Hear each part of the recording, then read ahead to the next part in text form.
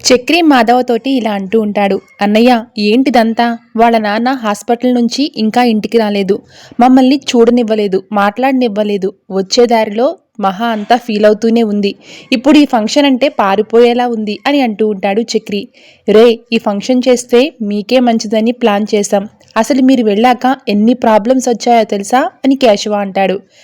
ఒరే చక్రి, నిజంగానేరా? జనాలంతా నాలుగు రకాలుగా మాట్లాడుకున్నారా అని మాధవ అనేసరికి, అంటే ఊర్లో వాళ్ళ కోసం ఇదంతా చేశారు, ముందు ఆ పాటలు ఆపమని చెప్పండి అంటూ చక్రి కోపడతాడు. ఒరే కన్నా, వెళ్ళా సౌండ్ తగ్గించు అంటూ మాధవ అనేసరికి సరేనని కన్న బయటికి వెళ్తాడు. ఒరే, ఎలా చేశాం, ఎందుకు చేశాం ఇవన్నీ మాట్లాడుకునే టైం కాదురా.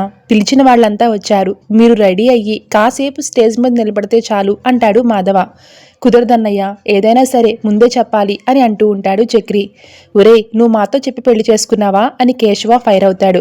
ఒరే, నువ్వు మాట్లాడకు అంటాడు చక్రి. ఏంట్రా ఇప్పుడు సమస్య అని మాధవ అడిగేసరికి చక్రికి కోపం వస్తుంది.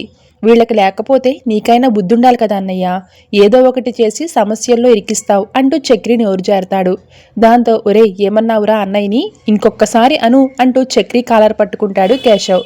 దాంతో చక్రి కోపం వచ్చి లాగి ఒక్కటిస్తాడు. ఇక చక్రి కేశవ ఇద్దరూ గొడవ పడుతూ ఉంటారు. ఏంటా అరుపులు అని మహా బయటకొచ్చి చూస్తుంది.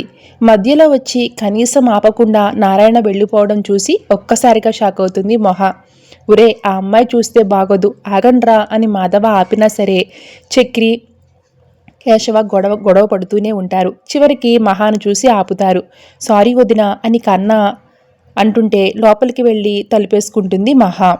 ఇక ఇంట్లో జరిగిన గొడవ చూసి కన్నా ఏడుస్తూ ఉంటాడు.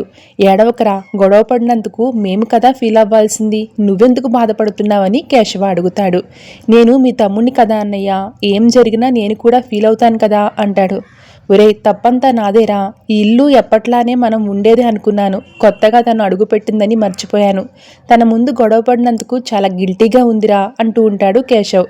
ఎంత భయపడిందో, ఇలాంటి ఇంటిగా నేను వచ్చింది అనుకుని ఉంటుంది అంటాడు కన్నా. మరి వాడు అలా మాట్లాడడం తప్పే కదరా.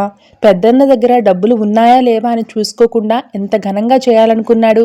అలాంటి అన్నయ్యను పట్టుకుని వాడు అలా మాట్లాడతాడా అని కేశవ అంటాడు. ఇంతలో ఇవాళ రిసెప్షన్ జరుగుతుందా? మీ అత్త, దాని అన్న ఎప్పటికీ నోరు మూసుకుని ఉంటారనుకున్నాను. కానీ దాని నోరు మూతపడదు, ఇల్లు బాగుపడదు.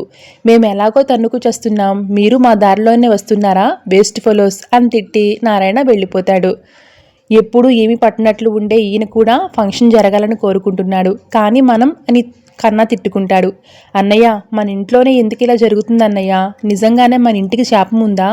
ఈ గోడలు చూసి వదిన మన ఇంట్లో ఉండడానికి ఇష్టపడుతుందా? ఇక మళ్ళీ మనం తలదించుకునే బతకాలా అన్నయ్య అంటూ కన్నా ఏడుస్తూ ఉంటాడు.